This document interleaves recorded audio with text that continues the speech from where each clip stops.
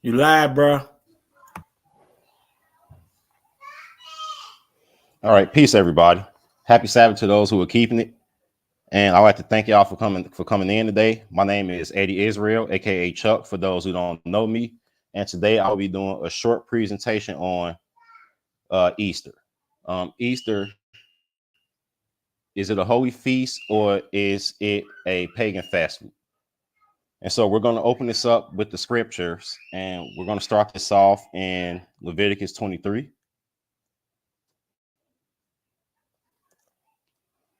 And we're going to read verses 1 through 8.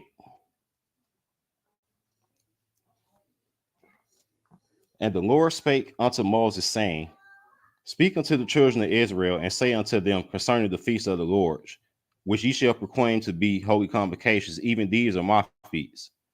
All righty, so right away we see that the Lord is, telling Moses, he says, Speak to the children of Israel concerning the feast of the Lord. And so I want everybody to understand that these feasts are not just for the Jews. These are the feasts of the Lord. And God is the God of everybody. So if these are the feasts of the Lord, then that means that these are feasts that we should be keeping. All righty. So, and he says, and you shall proclaim them to be holy convocation. And he tells you again, even these are my feasts. A holy convocation is a holy gathering. All right. 6 days shall work be done, but the seventh day is the Sabbath of rest. A holy convocation, you shall do no work therein. It is the Sabbath of the Lord in all your dwellings. So right away, he tells you also about the Sabbath again, and he's reminding you that that the seventh day is the Sabbath day in all your dwellings. So no matter where you find yourself, if you're not at home, even if you over you over James' house or you over Brian's house, it don't matter where you find yourself, you're supposed to keep that Sabbath day. All right, these are the feasts of the Lord, even holy convocations, which he shall proclaim in their seasons. So you can't do this anytime you want. So, like, you got some people who think that you can take the Passover anytime you want. You cannot take the Passover anytime you want. You have to proclaim them in their seasons. And we go get more into that as this lesson goes on. All righty. So in the 14th day of the first month at even is Passover. So we're going to investigate that at even, but it says in the 14th day of the first month. The first month would be the month of Abib, because we're talking about the Hebrew months, and that's when the year it's supposed to be the beginning of the months. But we're going to read that. We're going to investigate that a little bit more in this lesson. And on the 15th day of the same month is the feast of unleavened bread unto the Lord. 7 days you must eat unleavened bread. So leaven means sin. And so you're not supposed to have no leaven in your house. 7 days you're supposed to eat unleavened bread. 7 days you're supposed to be unleavened. And that's what this represents. Your leaven represents your sin. And it says clearly that they apart from each other. And I want y'all to make a mental note of that they apart from each other, because we're gonna read something, later on in this lesson. And it's gonna take us, remembering that fact. All righty. So in the first day you shall have a holy convocation. So that means that in the first day you're supposed to gather. You shall do no servile work. You're not supposed to go to your job. But you shall offer an offering by fire unto the Lord 7 days. And the seventh day is a holy convocation. You shall do no servile work therein. So we don't do the offering by fire anymore, because Jesus came, and we gonna show you that. We don't have to do that anymore. We're gonna show you that. But also you're not supposed to go to your job on the seventh day of it either, because the seventh day is supposed to be a holy convocation. All righty, so let's go to let's read about this Passover and a little bit more about this feast of unleavened bread. So let's go to Exodus chapter 12. And we're gonna start reading at verse 1.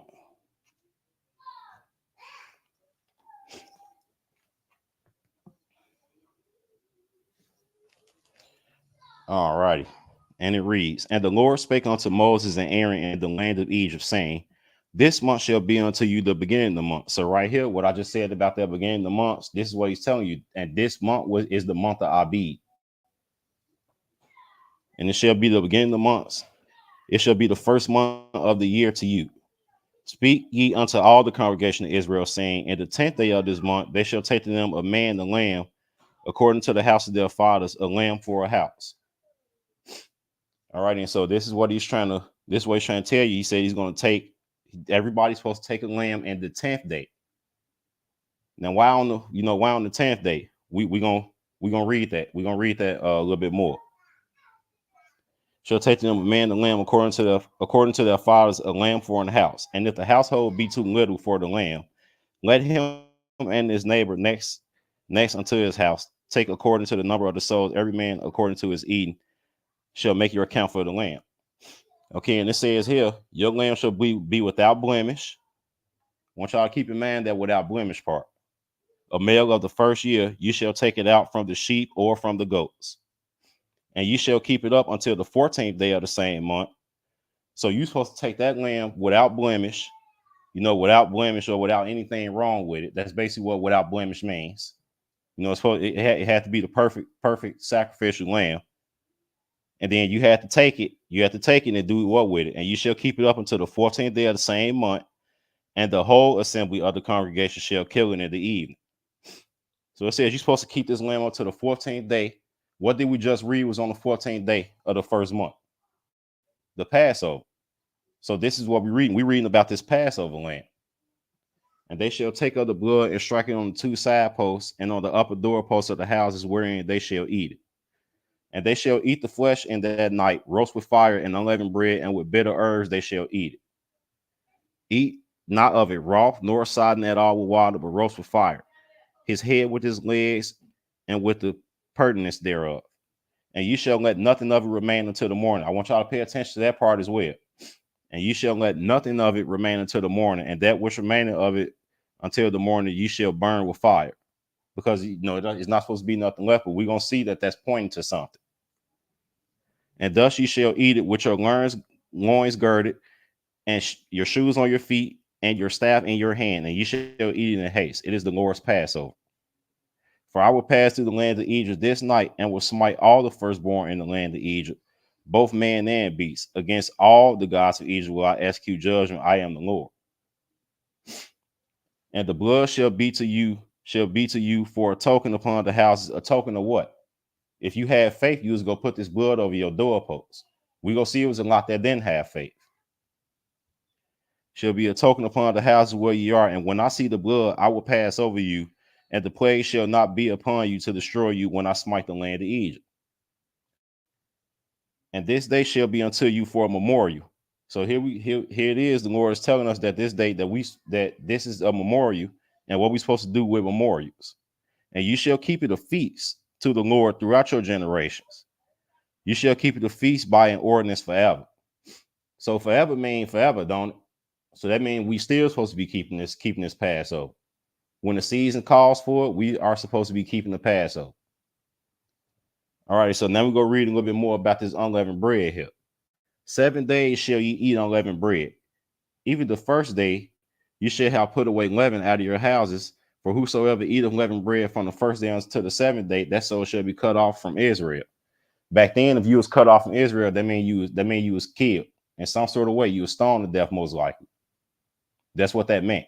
But today, what it means is today what it means to be cut off is, you're gonna be cut off and you're gonna go to the lake of fire if you don't remove that leaven out of your house. We getting ready to come up on that on sundown on April 23rd. We getting ready to come up on that, and we got to get all our leaven out of our house before even then, because leaven represents sin. And when you take that Passover, that represents you coming under the blood of Jesus.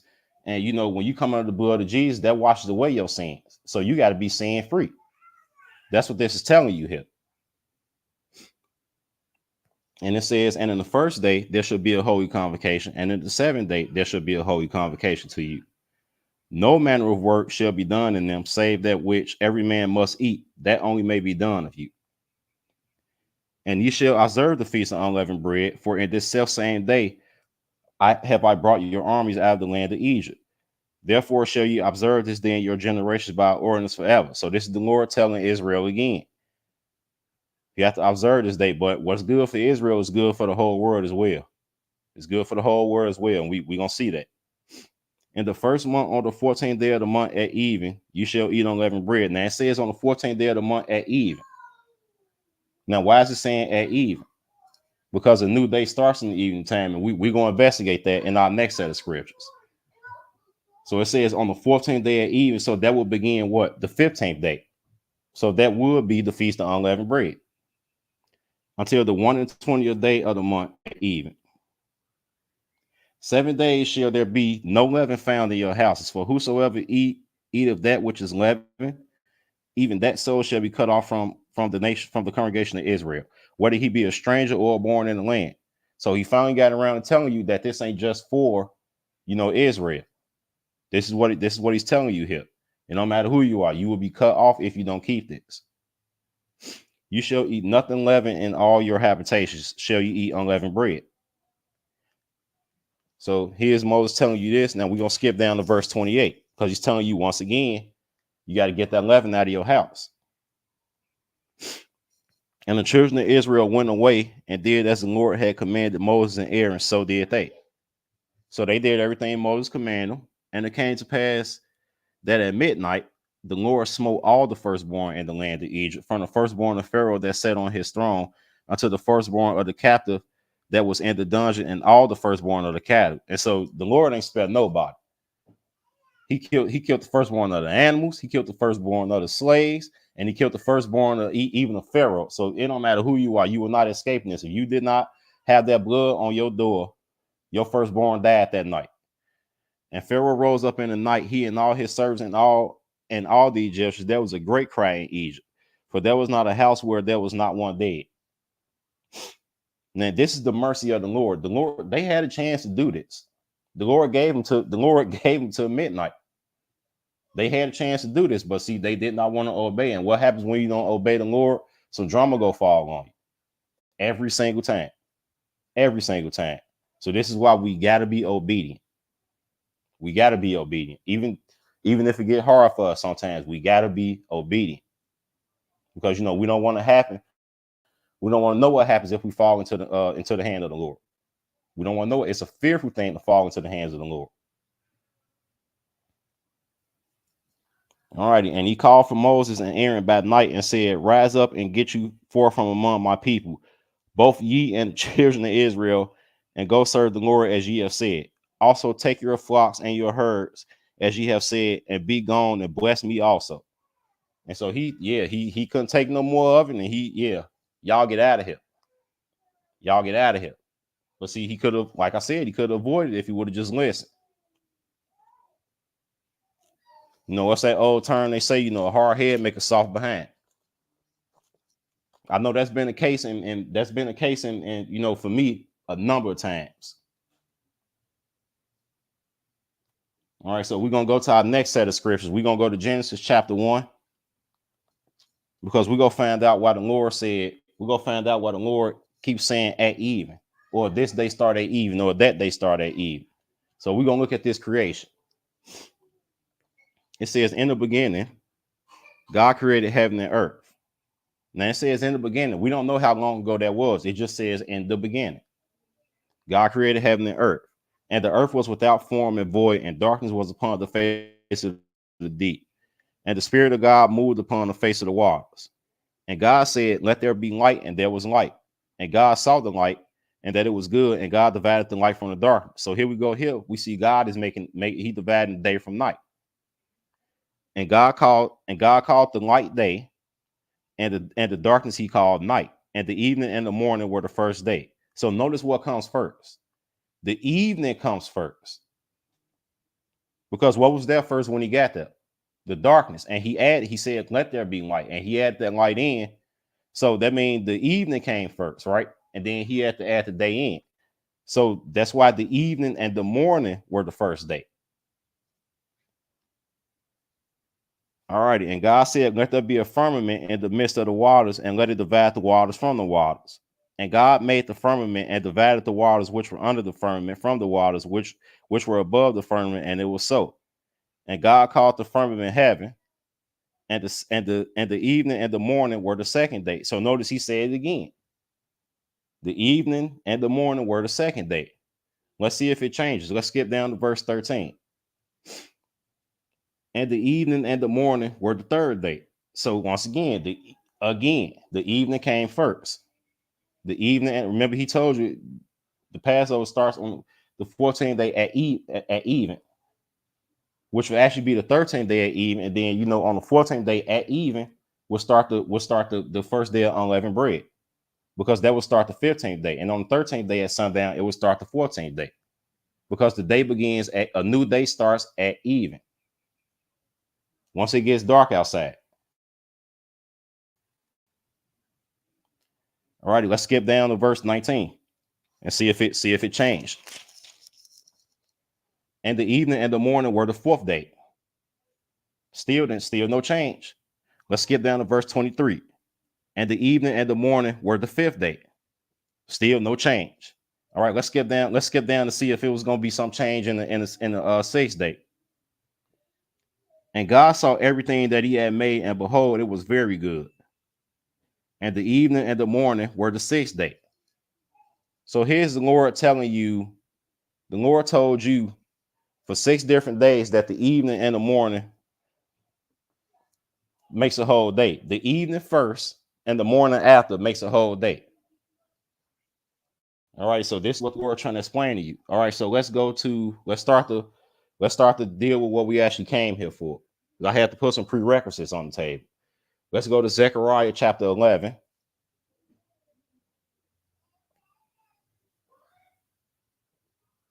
And we're gonna read verses 9 through 13.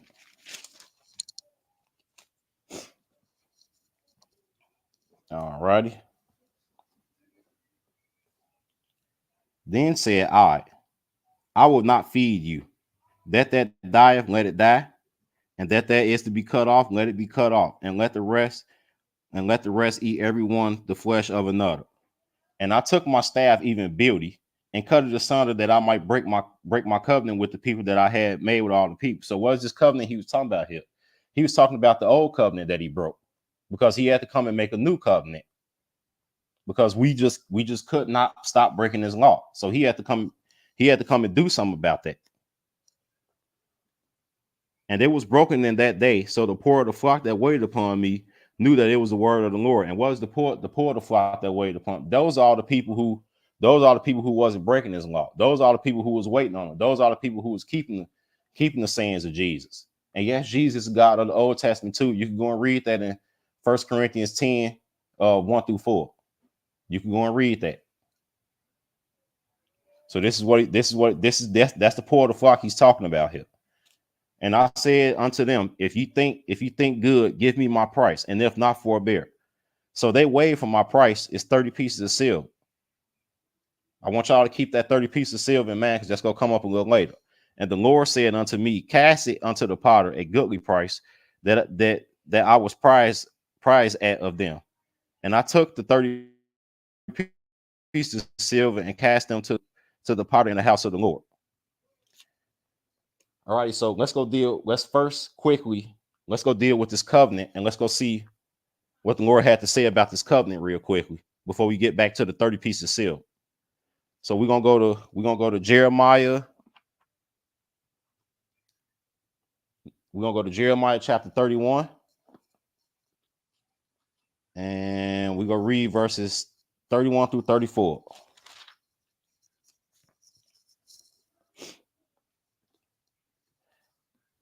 Behold, the days come, saith the Lord, that I will make a new covenant with the house of Judah and with the house of Israel and with the house of Judah. Excuse me. Not according to the covenant that I made with their fathers in the day that I took them by the hand to bring them out of the land of Egypt, which my covenant they break. Although I wasn't husband unto them, saith the Lord. Now here's Jesus again telling you they broke his covenant. And so because they broke it, he had to come and do something about it. And so he had to make a new covenant. But this shall be the covenant that I will make with the house of Israel. After those days, saith the Lord, I will put my law in their inward parts and write it in their hearts, and will be their God, and they shall be my people. And they shall teach no more every man his neighbor and every man his brother, saying, know the Lord, for they shall all know me, from the least of them unto the greatest of them, saith the Lord. For I will forgive their iniquity, and I will remember their sin no more. And so this is what he's telling you. He put the laws in your minds and your hearts. It's the reason why when you think about stealing something, or when you think about, when you think about doing something wrong that you know is wrong, it's the reason why you have a second thought about it. That's if you got any conscience. It's the reason why you have a second thought about it, because the Lord put these laws in our hearts. He intended for us to keep these laws. He intended for us, to love our brother as ourselves. And he intended for us, to love God with all our heart. He intended for us to do that. But we cannot do that without the keeping of the commandments. All righty, so let's go to Hebrews 8. We're gonna take another quick look at this. And we're gonna read verses 1 through 4, and we're gonna skip down.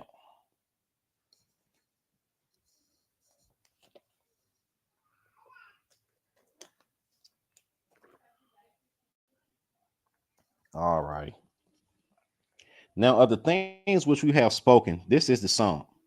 We have such an high priest who is set on the right hand of the throne of the majesty in the heavens.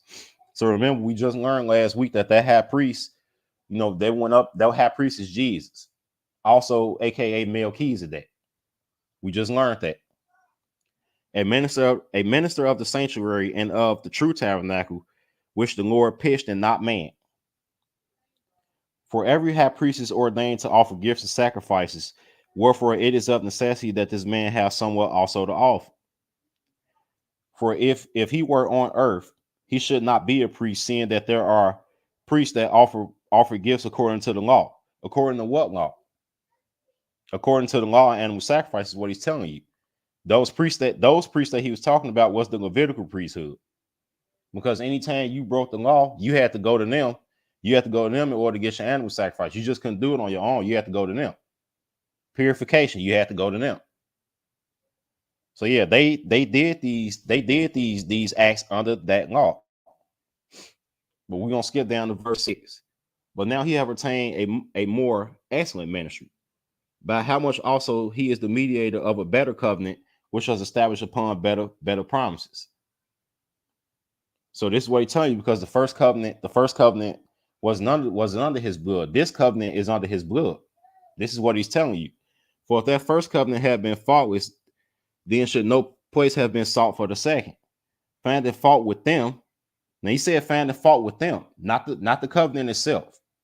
He found fault with the people who broke the covenant. He said, behold, the days come, saith the Lord, when I will make a new covenant with the house of Israel and with the house of Judah. Not according to the covenant that I made with their fathers in the day when I took them by the hand to lead them out of the land of Egypt, because they continued not in my covenant, and I regarded them not, saith the Lord. For this is the covenant that I will make with the house of Israel after those days, saith the Lord. I will put my laws into their mind and write them in their hearts, and I will be to them a God, and they shall be to me a people. And they shall not teach every man his neighbor and every man his brother, saying, know the Lord, for all shall know me from the least to the greatest. For I will be merciful to their unrighteousness, and their sins and their iniquities will I remember no more. Because if you get under this blood of Jesus, you start keeping it, you start keeping his commandments, you start keeping his sayings, you become one of his set apart ones, then he won't remember your sins no more. But if you decide that you want to stop keeping them and you go turn back and you go start, you go start your sin again, or you just not gonna deal with it at all, yeah, he gonna remember each and every last one of your sins. This is the whole thing. So that's why I like to everybody who don't believe in Jesus, you ain't got no hope if you don't believe in Jesus, because he the way and the truth, and he's the only way to the Father. You can't get to the Father no other way. So we're gonna go to these next set of scriptures. We're gonna go to Matthew 26. Start actually dealing with this Passover.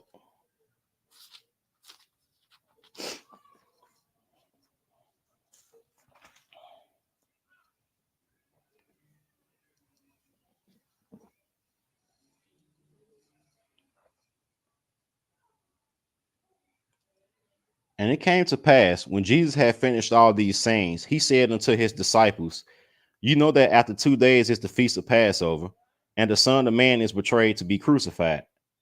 So here's he telling you this was 2 days before the Passover. You know, and that time was coming up. Then assembled together the chief priests and the scribes and the elders of the people unto the palace of the high priest, who was called Caiaphas, and consulted that they might take Jesus by subtlety and kill him. But they said not on the feast day, lest there be an uproar among the people. So you know they didn't want to do it on the feast. So I want y'all to keep that in mind, because that's going to let you know something about when he died. All right, so let's skip down to verse 14. Then one of the 12, called Judas Iscariot, went unto the chief priests and said unto them, what will ye give me? And I will deliver him unto you. And they convened and they covenanted him for 30 pieces of silver. Now, remember what we just read in Zechariah about that 30 pieces of silver? Jesus said that was a goodly price. He said that was a goodly price. And from that time, he saw opportunity to betray him. Now, the first day of the Feast of Unleavened Bread. Now, hold on. Now we just read, it said 2 days before the Passover. So how can this be the first day of the Feast of Unleavened Bread when that was just 2 days before the Passover? Which means what? We know we're talking about the Passover here. We're not talking about the Feast of Unleavened Bread. And I'm gonna show y'all that later on in this lesson. The people who were translating this Bible, I don't think they quite understood that it was a difference, and they are kind of a day apart. I don't think they understood that, because a lot of them thought that the Passover and first day of Feast of Unleavened Bread is the exact same day. But we just read in Leviticus and in Exodus that one is on the 14th day and one is on the 15th day. So we just read that. And he said, go into the city to such a man and say unto him, the master said, my time is at hand. I will keep the Passover at thy house with my disciples. And the disciples did as Jesus had appointed them, and they made ready the Passover. And so here he said twice here. So this is how we know we're not talking about the Feast of Unleavened Bread, because he said that he's gonna keep the Passover. You know, he's gonna keep the Passover at that man's house. And then it says right in the next verse that they made ready the Passover. Now when the even was come, he sat down with the 12. Now, why is he talking about that even? Because that's when the Passover started. And we obviously know that they couldn't kill Jesus. They did not want to kill Jesus on the feast day, and they didn't kill Jesus on the feast day, because we just read earlier in verse 5 that, you know, people probably would have killed them. It would have been an uproar. So they didn't want to kill Jesus on the feast day. And as they did, verse 21, and as they did eat, he said, verily, verily, I say unto you that one of you shall betray me. And they were exceedingly sorrow, and began every one of them to say unto him, Lord, is it I? And he answered and said, he that dippeth his hand with me in the dish, the same shall betray me. The Son of Man goeth as it is written in him, but woe unto that man by whom the Son of Man is betrayed. It had been good for that man if he had not been born. Those, man, harsh words, but it's true, because you go betray the Savior for 30 pieces of silver. That's roughly $400 today. You betrayed Jesus for $400. I want y'all to think about that, because, you know, today, if Jesus is here today, you got people probably betraying for a lot less, because they don't know the true Jesus. They don't want to know the true Jesus. You know, then Judas, which betrayed, verse 25, then Judas, which betrayed him, answered and said, Master, is it I? He said unto him, thou hast said. And as they were eating, Jesus took bread and blessed it and brake it and gave it to the disciples and said, take, eat, this is my body. And he took the cup and gave thanks and gave it to them, saying, drink ye all of it. For this is my blood of the New Testament, New Covenant, New Testament, which is shared for many for the remission of sins. So because it was all about coming under his blood and restoring your access to the tree of life. You don't have no access to the tree of life, which is Jesus, without his blood, without that. This is why you come under him. You have to be one of his. I'm gonna read that verse 28 again. For this is my blood of the New Testament, which is shed for many for the remission of sins. But I say unto you, I will not drink henceforth of this fruit of the vine until that day when I drink it new with you in my Father's kingdom. And why is that? Why is that? Because because the Passover is still happening. Every year the Lord got to pass over your sin. Every year. Well, let's go to verse 36. Then comes Jesus with them unto a place called Gethsemane, and said unto the disciples, sit ye here while I go and pray, and while I go and pray yonder. And he took with him Peter and two sons of Zebedee, and began to be sorrowful and very heavy. Then he said unto them, my soul is exceeding sorrow, even unto death. Tarry ye here and watch with me. So you see us, that flesh started to kick in, and he was scared to that. And he went a little further and fell on his face and prayed, saying, oh Father, if it be possible, let this cup pass from me. Nevertheless, not as I will, but as thou wilt. So he's saying, if it's possible, I don't want to do this. I don't want to do this if it's possible, but if it's your will, I'm gonna do it. And we got to remember that sometimes. You got to remember that sometimes, it's not good to do our own will. It's good to do the will of the Father. We got to remember that. And he comes unto verse 40, and he comes unto the disciples and findeth them asleep, and said unto Peter, what, could ye not watch with me 1 hour? Watch and pray that ye enter not into temptation. The spirit indeed is willing, but the flesh is weak. He went again the second time and prayed, saying, oh my Father, if this cup may not pass away from me, except I drink it, thy will be done. So this is the second time he tried to get out of it, basically, but he said, if it's your will that it's going to be done, then it got to be done. And he came and found them asleep again, for their eyes were heavy. And he left them and went away again and prayed the third time, saying the same words. Then cometh he to his disciples and said unto them, sleep on now and take your rest. Behold, the hour is at hand, and the Son of Man is betrayed into the hands of sinners. Rise, let us be going. Behold, he is at hand that doth betray me. And while he yet spake, lo, Judas, one of the 12, came, and with him a great multitude with swords and staves from the chief priests and elders of the people. Now I want y'all to keep this in mind. It says from the chief priests and elders of the people. These are chief priests, and these are chief priests doing this to Jesus. Chief priests. So much for always worrying about the thug. So much for always worrying about the drug dealer. So much for always worrying about everybody else. You need to be worried about that preacher every Sunday that's fleecing you for that money. You need to be worried about that preacher, that's telling you, oh, everything is okay, and the Lord love everybody and the Lord don't love everybody. You need to be careful of that preacher or that priest, that's not telling you the truth. They're the ones you need to be careful of. All righty. Now that verse 48. Now he that betrayed him gave them a sign, saying, whosoever I shall kiss, that same is he. Hold him fast. And forthwith he came to Jesus and said, hail, master, and kissed him. And Jesus said unto him, friend, wherefore art thou come? And they came and laid hands on Jesus and took him. So we see here that they took Jesus. Now let's go to John chapter 13. And we're going to pick this back up from John's account.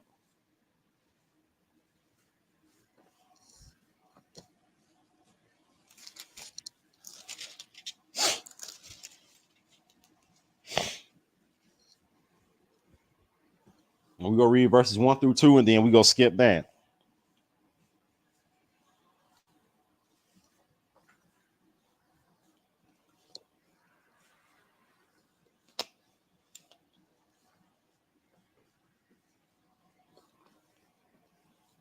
Now, therefore, before the feast of the Passover, when Jesus knew that his hour was come, that he should depart out of this world unto the Father, having loved his own which were in the world, he loved them unto the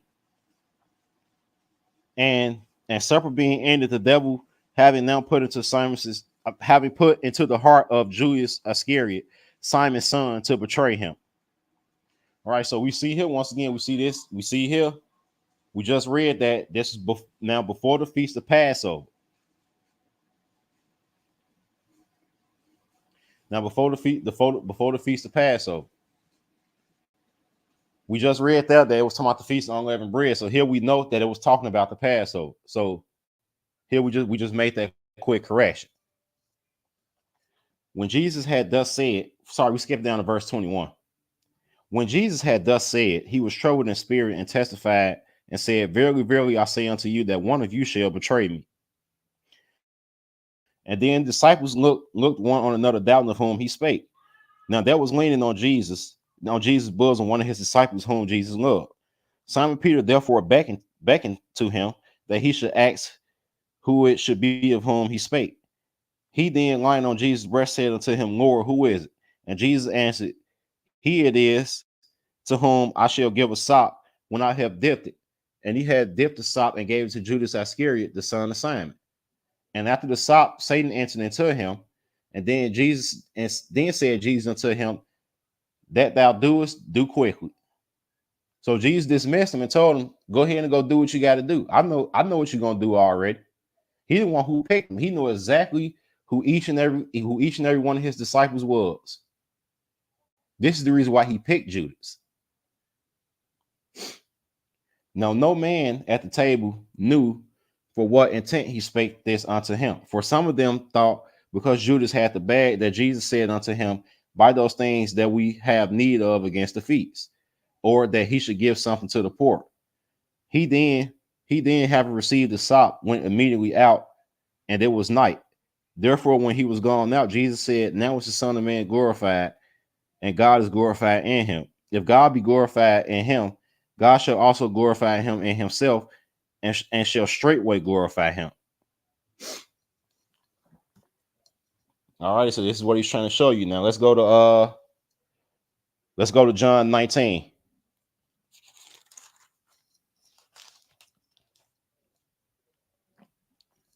And we'll read verses 1 through 24. And we're going to skip.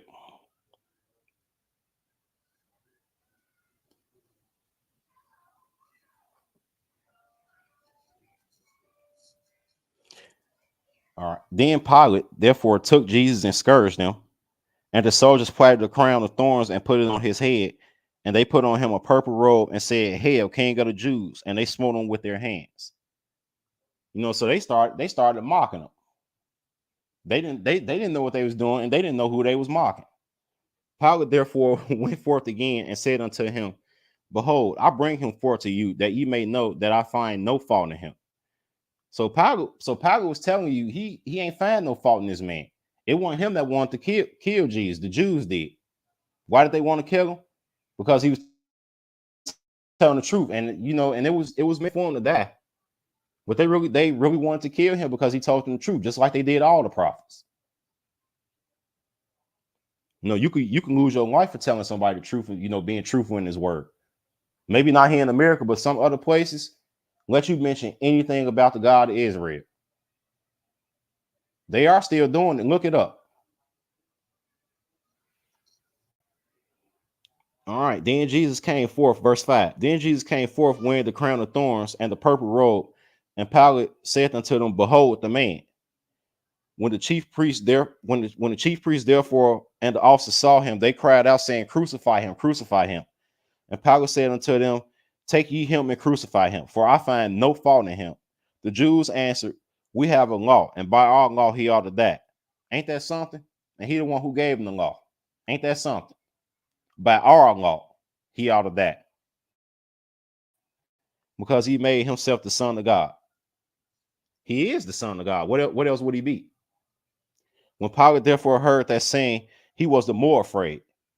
And he went again into the judgment hall and said unto Jesus, Whence art thou? But Jesus gave him no answer. So he asked him, Who are you? But Jesus didn't answer him. Then said Pilate unto him, Speakest thou not unto me? Knowest thou not that I have the power to crucify thee and have the power to release thee? Then Jesus answered, I want y'all to pay attention to this answer. Thou can have no power at all against me, except it were given thee from above. Therefore, he that delivered me unto thee had the greater sin. And from thenceforth Pilate sought to release him, but the Jews cried out, saying, If thou let this man go, thou art not Caesar's friend. And whosoever making himself a king speaketh against Caesar. And so they threatened to go to Caesar on Pilate, because Pilate did not want to kill Jesus. They literally threatened to go to Caesar. When Pilate therefore heard that saying, he brought Jesus forth and sat down in the judgment seat, a place that is called the pavement, but in Hebrew called Gabbatha. And it was the preparation of the Passover, and about the 6th hour. And he said unto the Jews, Behold your king. But they cried out, Away with him, crucify him. Pilate said unto them, Shall I crucify your king? The chief priests answered, We have no king but Caesar. Then that's funny. We have no king but Caesar. Then delivered he him therefore unto them to be crucified, and they took Jesus and led him away. And he, bearing his cross, went forth into a place called the place of a skull, which is called in Hebrew Golgotha, where they crucified him, and two other with him on either side, and Jesus in the midst. And Pilate wrote a title and put it on the cross, and the writing was Jesus of Nazareth, the King of the Jews. The title then read, Many of the Jews, for the place where Jesus crucified was nigh to the city, and it was written in Hebrew and Greek and Latin. Then said the chief priests of the Jews to Pilate, Write not the King of the Jews, but that he said, I am King of the Jews. And Pilate answered, What I have written, I have written. And so they really wanted to take it. They didn't want Jesus to have no power. They said he's not our king. He is not none of that. They said Caesar is our king.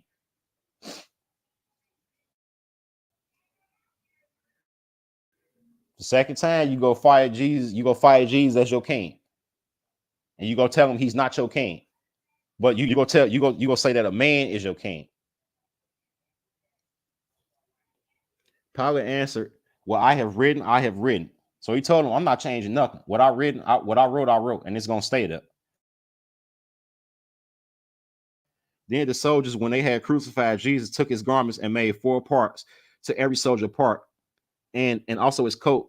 And now the coat was without seam, woven from throughout. And they said, Therefore, among ourselves, let us not rend it, but cast lots for it. Who shall it be? That the scripture might be fulfilled, which said, They parted my raiment among them, and for my vesture they did cast lots. These things, therefore, the soldiers did. And you can go and read in Psalms 22. You're going to read in Psalms chapter 22 about them parting his raiment and parting his garments. You can go read that on your own time. We're going to skip down to verse 28. After this, Jesus, knowing that all things were now accomplished, that the scripture might be fulfilled, said, I thirst. And now there was set a full vessel of vinegar, and they filled the sponge with vinegar and put it upon hyssop and put it into his mouth. They put it into his mouth. Sorry, page sticking together. When Jesus therefore had received the vinegar, he said, It is finished. And he bowed his head and gave up the ghost. So that was yet another thing you can go and read about. And you go read about that also in Psalms. You know, where they gave him vinegar for his drink, and they gave him gall for his meat. That's another thing in Psalms you can go there and read about. So this is how important that every little detail of God's word is. This is why we don't add and we don't take away. This is the reason why we don't do that. This is the reason why. The Jews, therefore, because it was preparation that the body should not remain upon the cross on the Sabbath day, for that Sabbath was a high day, besought Pilate that their legs might be broken and that they might be taken away. What Sabbath was a high day? The Passover. The Passover is a high day. The Lord got 7 annual Sabbaths that are high days. He got 7 annual Sabbaths, and they all are high Sabbath days. So that's why it was called a high day. besought Pilate that their legs might be broken and that they might be taken away. Then came the soldiers and brake the legs of the first and of the other which was crucified with him. But when they came to Jesus and saw that he was dead already, they break not his legs. So when they crucified you, in order to speed up your death a little bit, they will come and they will break your legs with like a big like bludgeoning tool, and they will come and break your legs. That will speed up your death. But Jesus said that that his legs they break not.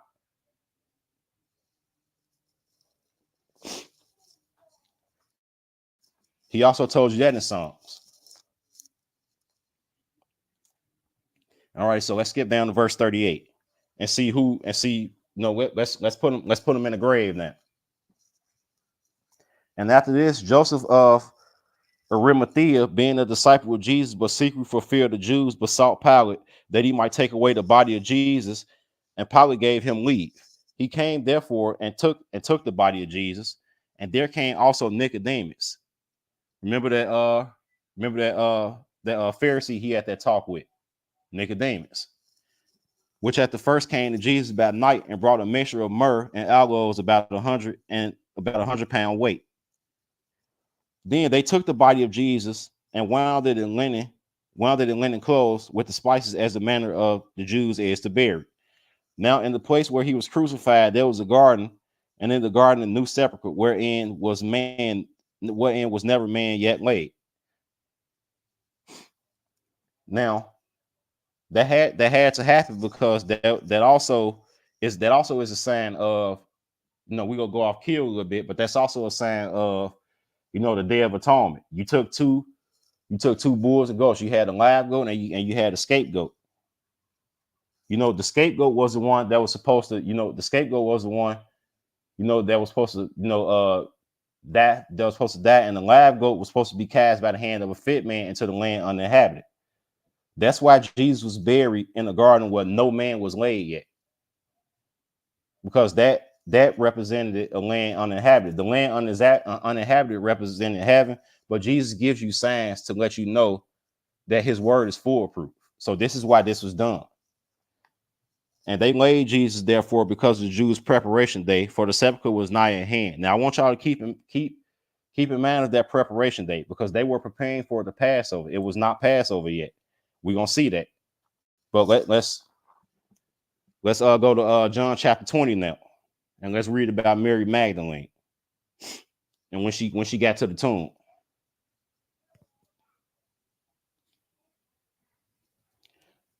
The first day of the week cometh Mary Magdalene early, when it was yet dark, unto the sepulchre, and seeth the stone taken away from the sepulchre. Then she runneth and cometh to Simon and Peter and the other disciples whom Jesus loved, and said unto them, They have taken away the Lord out of the sepulchre, and we know not where they have laid him. Peter therefore went forth and the other disciples, and came to the sepulchre. So they both ran together, and the other disciple did outrun Peter, and came first to the sepulchre. And he, stooping down and looking in, saw the linen clothes lying, and yet went he not in. And so here we go. We see here that there was none of Jesus left. And so to everybody who keeps saying, they go to these funerals and they tell you, that's just her shell. These people in heaven. And no, if y'all was gonna rise, you was gonna rise after the similitude of Jesus. There was none of Jesus there. There was none of him there. So it's either all or nothing. So it's either all of you go back to the ground, or it's either all of you gonna rise to heaven. This is why we got to, we just got to use a little bit of common sense sometimes when we're dealing with the word, instead of trying to, always look for something that's so grandiose and is right. It's sometimes it'd be right there in our face and we don't even pay attention to it. All righty. And then cometh Simon Peter following him, and went into the sepulchre, and see if the linen clothes lie. And the napkin that was about his head, not lying with the linen clothes, but wrapped together in the place by itself. Then went in also that other disciples which came first, to the sepulchre, and he saw and believed. For as yet they knew not the scripture that he must rise again from the dead. Then the disciples went away again into their own home. Now they went on and left because they was just like, okay, they didn't believe the scriptures at first, but then they realized what was going on. But it was still one of them that didn't believe. But we could deal with that another lesson. That was Thomas. Thomas didn't believe because Thomas didn't come to the sepulchre. He didn't see it himself, so he did not believe. But we're gonna verse 11. But Mary stood without at the sepulchre weeping, and as she wept, she stooped down and looked into the sepulchre, and see if two angels in white sitting, the one at the head and the other at the feet where the body of Jesus had lain. And they say unto her, Woman, why weepest thou? She said unto them, Because they have taken away my Lord, and I know not where they have laid him. And when she had thus said, she turned herself back and saw Jesus standing, and knew not that it was Jesus. Jesus said unto her, Woman, why weepest thou? Whom seekest thou? She supposed him to be the gardener, said unto him, Sir, if thou have borne him hence, tell me where thou hast laid him, and I will take him away. And Jesus said unto her, Mary. She turned herself and said unto him, Rabboni, which is to say, Master. So she recognized the name. And Jesus said unto her, Touch me not. Now, why did he tell her touch him not? Because remember I told y'all to keep that 10th day in mind? Yeah, you're supposed to have all that. You have it up on the 10th day, and then you bring it to the 14th day. See, the 10th day is the wave offering. That's the sheaf offering. And so the Lord has to clear that offering first. And so this is why he said, and then the Lord accepts the offer, on the Passover, and then you get to deal with you get to deal with the food that you reaped, the sheep offering. You get to deal with that on the 15th day, which would be the Feast of Unleavened Bread. The Lord had to accept that offer. So this is why he told her, Touch me not, for I am not yet ascended to my Father. But go to my brethren and say unto them, I ascend unto my Father and your Father, and to my God and your God. Mary Magdalene came and told the disciples that she had seen the Lord, and that he had spoken these things unto her. All right, so we see here that he told her this. He told her this. Now I want y'all to keep that in mind too a little bit more. Let's go to Matthew 12, because we're gonna see how long was Jesus supposed to be in the ground.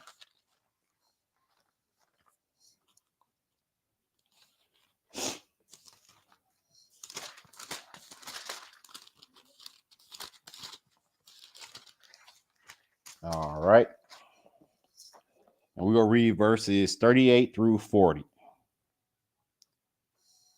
Then said certain of the scribes and of the Pharisees answered, saying, Master, we will see a sign from thee. But he answered and said unto them, An evil and adulterous generation seeketh after a sign, and there shall be no sign given to it but the sign of the prophet Jonas. For as Jonas was 3 days and 3 nights in the whale's belly, so shall the Son of Man be 3 days and 3 nights in the heart of the earth. All right, and so he gave you this 3 days and 3 nights sign. Now this is what a lot of people get tripped up on. My brother, would you bring up the chart, please?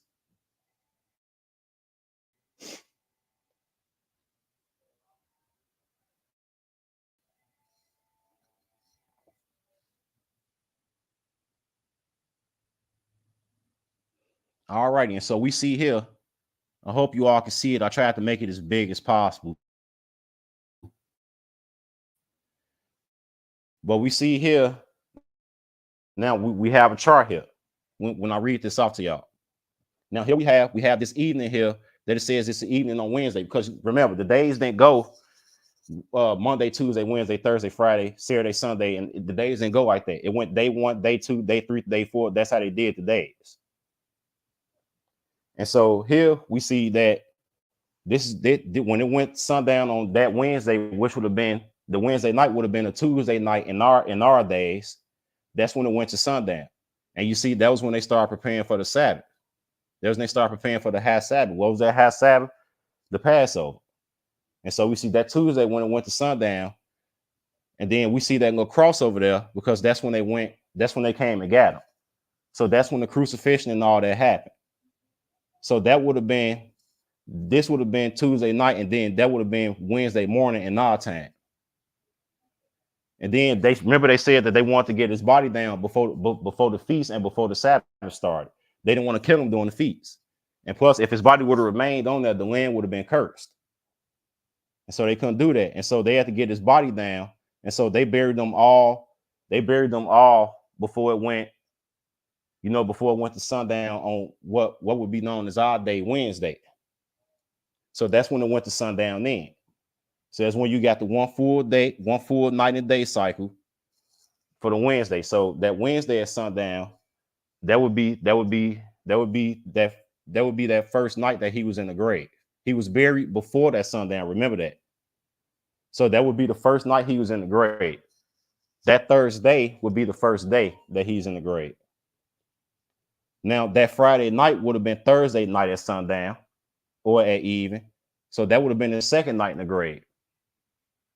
That Thursday, and then that Friday morning would have been his second day in the grave.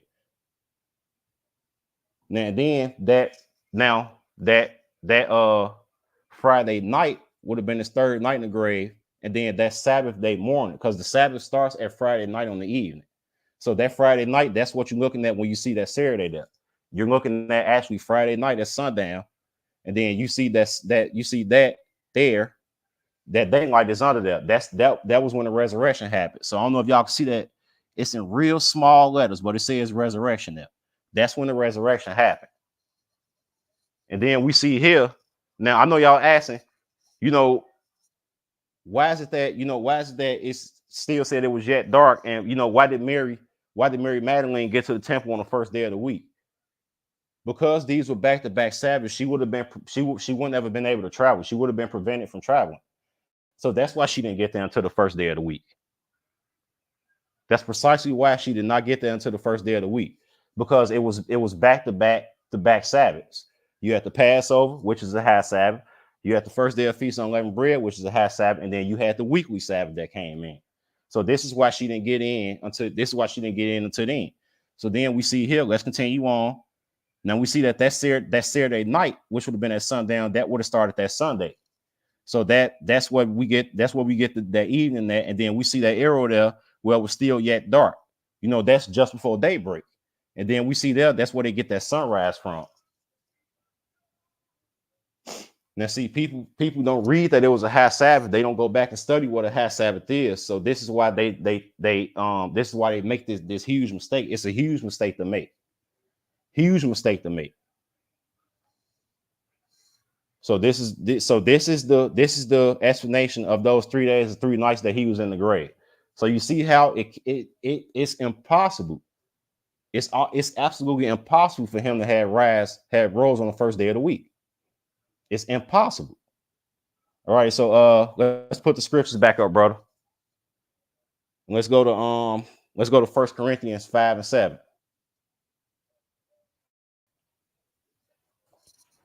All righty. And we're gonna get more into my presentation there.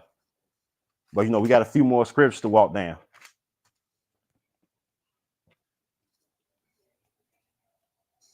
All right, 1 Corinthians 5 and 7. Purge out therefore the old leaven.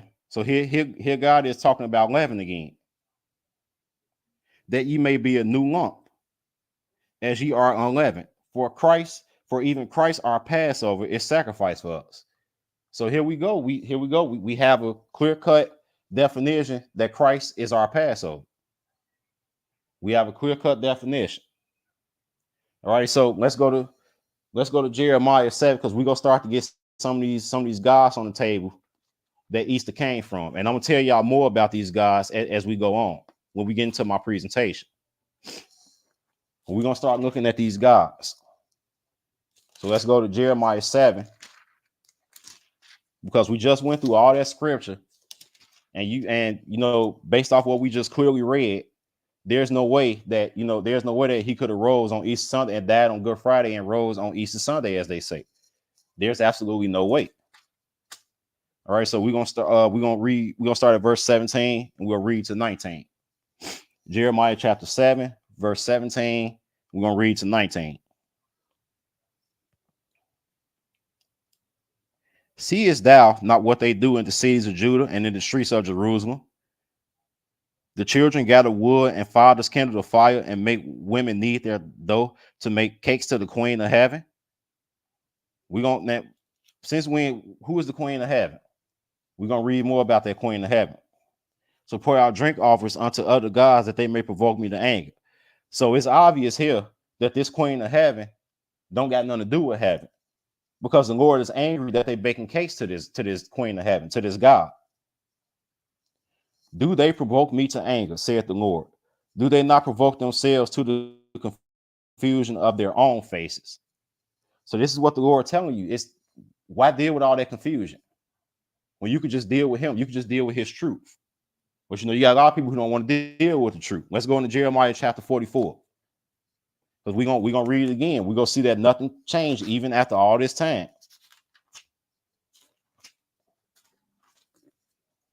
We're gonna start at verse 19 and then we go skip. Jeremiah 44 and verse 19. And when we burn incense to the queen of heaven and poured out drink offerings unto her, did we make her cakes to worship her and pour out drink offerings unto her without our men? And so this is what they asking them. They run it down again and they saying, you know, we didn't do this without our men. We all did this together. Then Jeremiah said unto all the people, to the men and to the women and to all the people which had given him that answer, saying, as a matter of fact, let's skip down to verse 24. Let's get down to verse 24. Moreover, Jeremiah said unto all the people and to all the women, hear the word of the Lord, all Judah that are in the land of Egypt. Thus saith the Lord of hosts, the God of Israel, saying, ye and your wives have both spoken with your mouths and fulfilled with your hands, saying, we will surely perform our vows that we have vowed, to burn incense to the queen of heaven and to pour out drink offerings unto her. Ye will surely accomplish your vows and surely perform your vows. So this is what he's telling them. You want to deal with that? You want to deal with that queen of heaven? Oh, you gonna do it? Go deal with her, because I'm not gonna deal with you no more. You want to go deal with that queen of heaven? So let's go to Ezekiel chapter 8. And once again, we're just running this down. Let's see if anything changed. So Ezekiel chapter 8 and verse 14.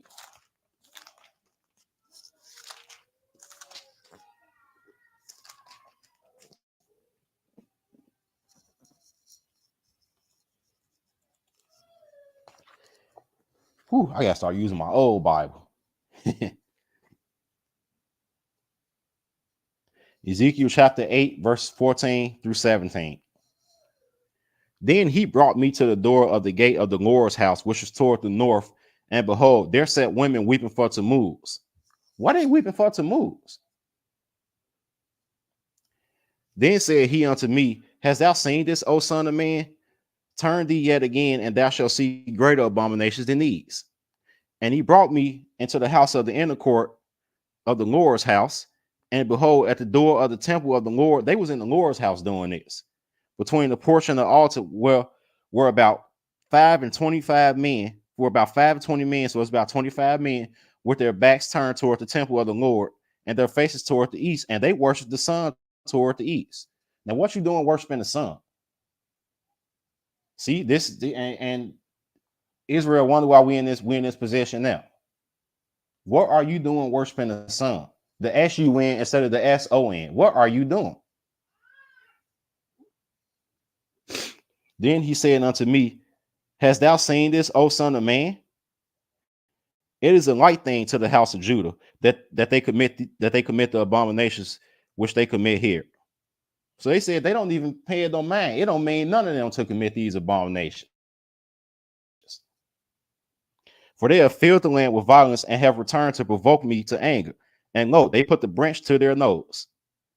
So this is what the Lord telling you. He's not happy with this.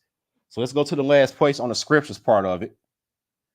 Let's go to 1 Corinthians chapter 10 and verse 20, because this is a little warning to anybody who want to, deal in this paganism. 1 Corinthians 10 and chapter 20. But I say that the things which the Gentiles sacrifice, they sacrifice to devils and not to God. Then Easter come, Didn't Easter come from the Gentiles? No offense to nobody, but Easter came from, the doctrine of the Gentiles. This is why, the Gentiles were sent Apostle Paul, because they didn't know Jesus. They were sacrificing the devils. They argued with Paul about Diana of the Ephesians, and Paul was trying to teach them about Jesus. I mean, they were mad. They wanted Paul dead. He was messing with their money. It's the same thing today with us. They don't want us talking about this stuff.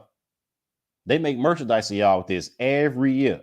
All these bunnies, all these eggs, all these hot cross buns, which you're not even supposed to be eating, because you're not supposed to be eating no leaven. So they do all this to you, and nobody ever thought to question it.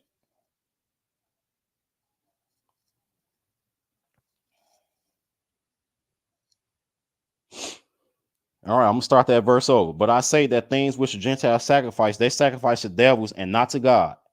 And I would not that ye should have fellowship with devils. You cannot drink the cup of the Lord and the cup of devils. You cannot be partakers of the Lord's table and of the table of devils. You can't be double-minded. You cannot be double-minded. Do we provoke the Lord to jealousy? Are we stronger than he? Now, here's what he's going to tell you here. All things are lawful for me. And he says to him, all things are lawful, but all things are not expedient. He says all things are lawful for me, but all things edify not. So what is he telling you here? Even though they may seem right to you, you need to make sure they seem right to God. Let no man seek his own, but every man another's will. And that's what I'm doing here. I'm trying to warn y'all about this. Whatever is sold in the shambles that eat, asking no questions for conscience sake. So they telling you, you going to buy some meat, you don't got to ask them questions about buying that meat, but this is what he's going to tell you. For the earth is the Lord's and the fullness thereof. If any of them that believe not bid you a feast, and ye be disposed to go, whatsoever is set before you, eat, asking no question for conscience sake. Now, this is what he's telling you. He's not telling you to eat anything or, to disobey the dietary law. What he's telling you is, if somebody bids you to a feast, you don't got to ask for 50 million questions about, if they cooking this or if they cooking that. Just go eat what you can eat. If they are non-believer, they're not going to understand that dietary law. They're not going to understand that you cannot, that all things are not good to eat. So, it's not up to you to go and, it's not up to you to go and ruin their feast. Just go to the feast and eat. It's a time and place for stuff. But if any man say unto you, this is offered and sacrifice unto idols. Now, I want y'all to pay attention to that. This is offered and sacrifice unto idols. Eat not for his sake that shewed it, and for conscience sake, for the earth is the Lord and the fullness thereof. So this is what he's telling you. If he talking about that it was sacrificed unto idols, you ain't supposed to be doing it. We gonna find out real quick that this Easter is all about idols, and we just read that. We just read two of the idols that are involved in it: the Queen of Heaven and Tammuz. We just read two false gods that are involved in this. All right. So, and for the earth is the Lord's and the fullness thereof. All right, brother, if you would put my presentation back up, because we got to ask the question: if Easter didn't come from the Bible, if we're not supposed to be keeping it, what did it come from? So, once again, this is the title: Easter, Holy Feast or a Pagan Festival. Keep that title in mind. All righty. So our agenda with this is we're gonna tell you the history of Easter. We're gonna see the early Christians, and what I mean early Christians, which we just saw that they didn't. That they celebrate Easter. The early Christians would be Paul and the apostles in them, and the first Gentiles in the church. We just saw that they didn't celebrate Easter, and then we're gonna really investigate why we should not be keeping this. All righty, so we're gonna look at this history of Easter. I hope y'all can see the brother. Can you take the scripture off the screen, please? All right, thank you very much. All right, so it says Easter, principal festival of the Christian church, which celebrates the resurrection of Jesus Christ on the third day after his crucifixion.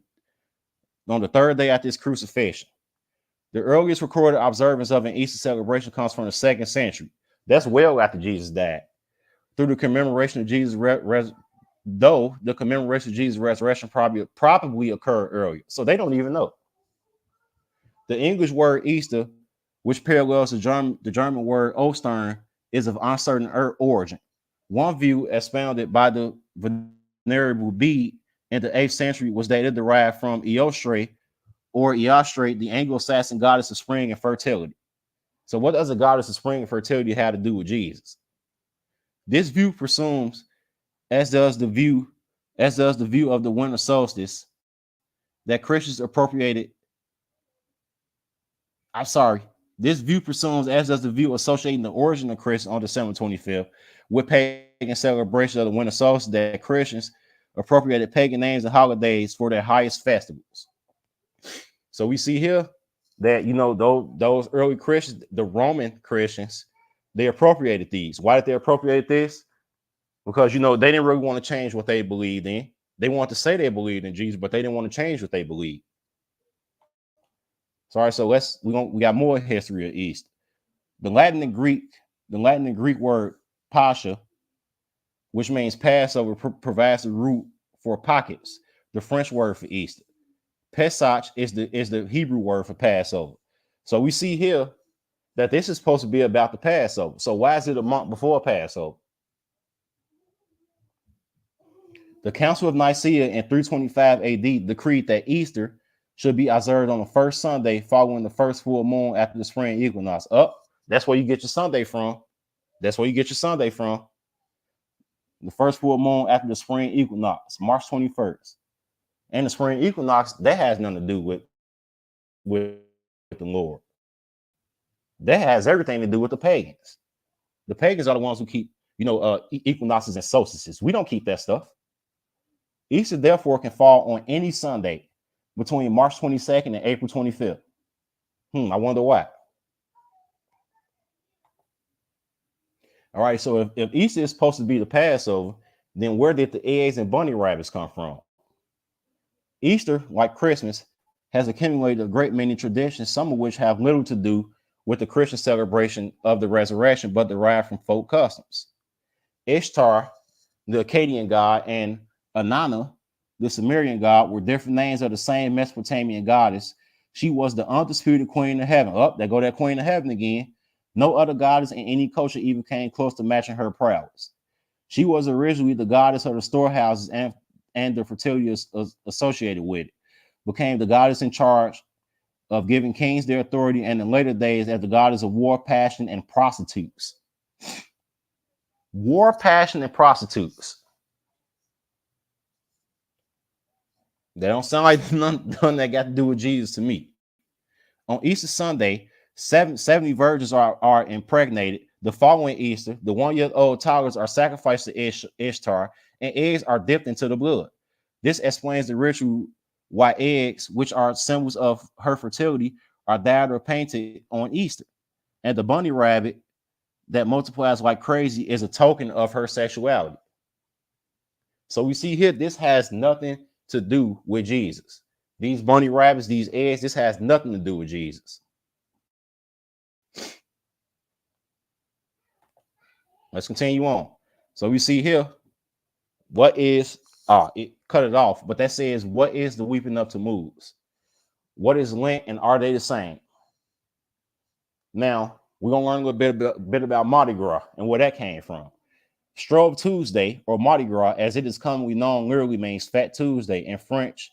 In French, it is called Pancake Tuesday, Fat Tuesday in French, and it's called Pancake Tuesday in England, and is associated with the Roman Catholic custom of Lent. But is it taught in the Bible what God wants Christians to observe? The answer to that is no. The idea behind Mardi Gras or carnival celebrations is that people overindulge before giving up something for Lent, which begins on the following day with Ash Wednesday. Lent is the 40 weekdays from Ash Wednesday to Easter, observed by the Roman Catholic, Eastern, and some Protestant churches as a period of penitence and fasting. All right, so let's continue on. We'll find out a little bit more about this. Coming from the Anglo-Saxon Lenten, meaning spring, Lent originated in the ancient Babylonian mystery religion. The 40 days abstinence of Lent was directly borrowed from the worshippers of the Babylonian goddess. It says directly borrowed among the pagans. This Lent seems to have been an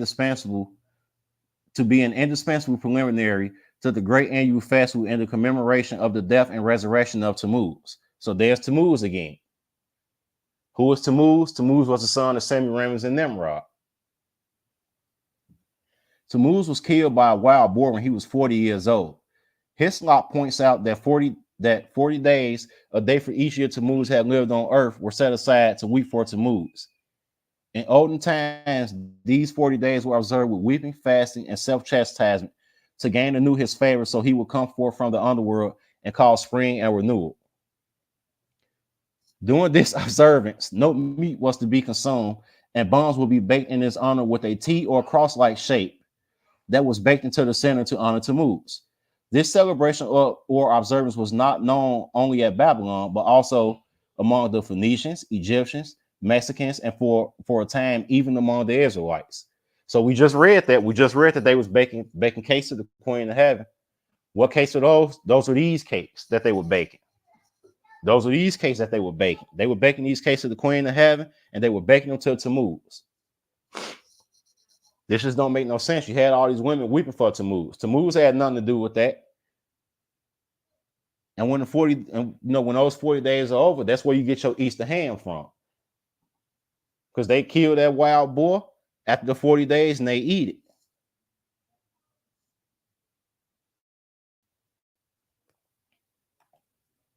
So who is the Queen of Heaven? Astarte and Ishtar. Astarte, which is also Ostara, was the principal goddess of the Phoenicians and Canaanites. The name Astarte means womb, suggesting she was a fertility goddess. Astarte was associated with love and procreation, and her cult included the practice of temple prostitution. We know it wasn't no prostitution in the Lord's temple. So what temple is this talking about? This is a pagan temple that's talking about. In the Old Testament of the Bible, she appeared as Asherah. The Israelites sometimes referred to goddess as the Queen of Heaven. There we go with that Queen of Heaven again. Ishtar became the principal goddess of the Babylonians and Assyrians. She was later identified as Venus. Uruk or Erech, Ishtar's holy city, was called the town of sacred courtesans for prostitution, formed by part of her cult, and she protected the harlots as well as the ale houses. Now, what's one place where you can find liquor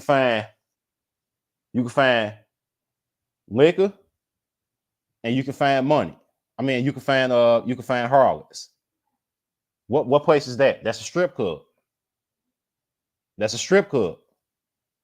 So this goddess was basically a god of strip clubs. That's basically what she was. Baal, Tammuz, Asherah, Astarte, and Ishtar are all connected with pagan sun worship. Note that Lent is a movable observance connected to and preceding the festival of Easter. Easter is celebrated on a day specified only by the Roman Catholic Church and not the Bible, and is fixed based on the sun and the spring or vernal equinox. So once again, we just saw that had nothing to do. This had nothing to do with the Lord. So we see here, in conclusion here, it is clearly evident through thoroughly done research and intense study of the Bible, we can hereby conclude that Easter is not a holy feast or a celebration that we as Christians should keep. It is rather a pagan festival that we should steer clear of. I encourage all who see this presentation to turn aside from the wide and broad path that leads to destruction and join me on the narrow path to salvation. This is not an attack on anyone, just a call to action. Just a call to action for all who will stand for Jesus Christ and keep his true sayings. Peace and blessings in Jesus' name, and I thank you for your time.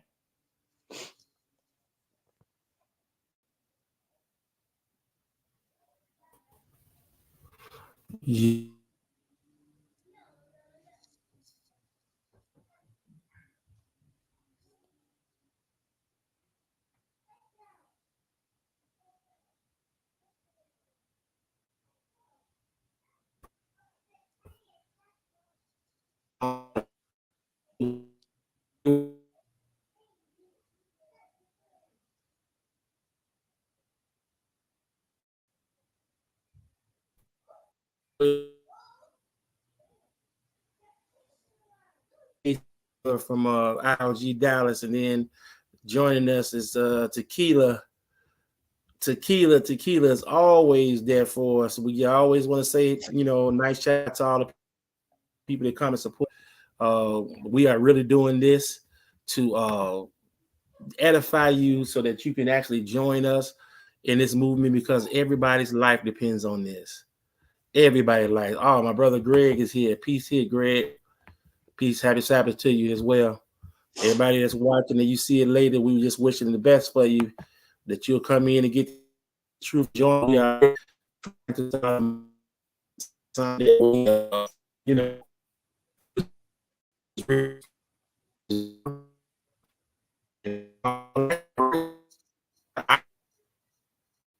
I was sleepy before I started doing it and came in. That brother put the stuff down, man. That's an excellent job, Chuck.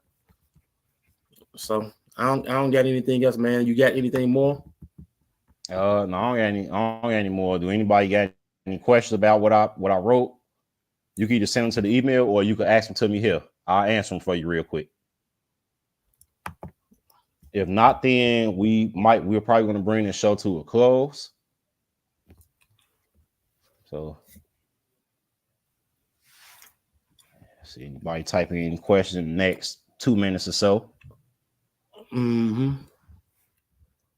But I just want to say to y'all, I mean, this was not an attack on anybody. This is not not at all. This is just me trying to show y'all that, in order to be, if you're going to be a follower of Jesus, you have to be set apart. You got to be set apart. You can't be like the rest of the world. And if the world is so eager to accept, the world is so eager to accept this Easter, and they won't even accept the feast days, it's a problem with that. And even if you try to tell some people that a lot of these days that they celebrate have pagan origins, they don't want to hear it, because the word is steeped in paganism. This is why the Lord tells you in Revelations to come out of her, come out of Babylon, because that's what these days are. They are not for us to be keeping. The Lord gave us days for us to keep.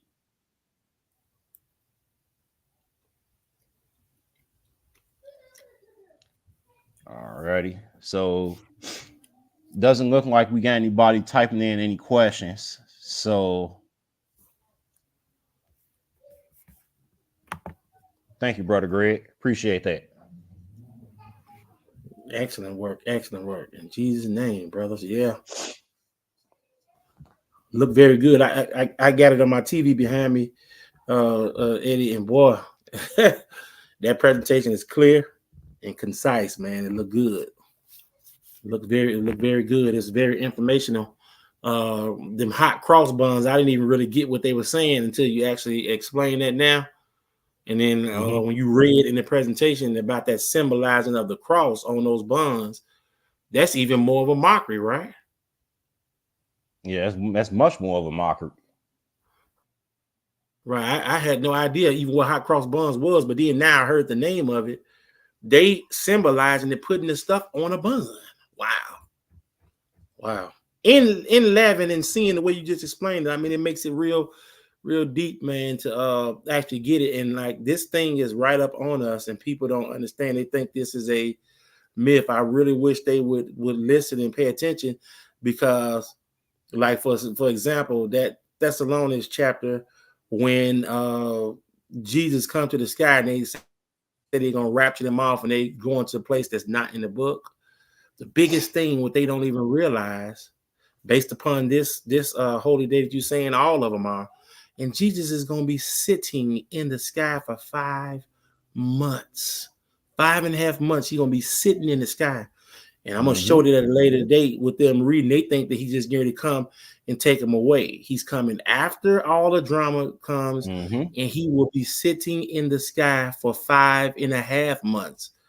And it's from one of those feast days to the next after he does that. So, that's getting into the meat of what he's actually doing. And they have no idea that it's not going to be him just showing up and meeting you in the air and that he gonna be in sitting there for 5 months. What do they think they're gonna be doing? You understand what I'm saying, Chuck? What are they gonna be doing for 5 Indeed. months? That's scary to know that we're at this point and we're pleading with people to see this in such a beautiful presentation about how much they've been steeped and mystified in paganism. Like that even when you explain that word, they take it so lightly, so I don't even know how to say what they are steeped in, but it's like they don't even matter. But the word steeped in paganism is like they don't care. It's like they don't care. Yeah. So so that was a real good even an eye opener for me, man. It just also let me know how much that people are not aware of the process of what the Lord is doing. And it's all like you started this off in Leviticus 23. And every one of those holy days means something. It's not just for something. And you laid that out. They gotta be if they pay attention and get that, know that something is gonna happen on the earth. It's a warning, just like you told them. They better get those holidays down. And that the clear thing is that notice every one of them is on a Sabbath day. He's gotta come back on a Sabbath day. So if you're thinking something else, it's man, and it's late. This ain't no far time. You got kids in grammar school, they not going to college before this stuff take place here. It's not a fairy tale. Indeed. That's the part that they need to see. And hopefully they've been listening and thinking that we're saying this to them. They gonna try to reach out, but I hope it's not too late when it comes, because you still got hope. So look and investigate the Sabbath. I would encourage people, if you're looking at this, try to do both for a while, because the Lord is so strong.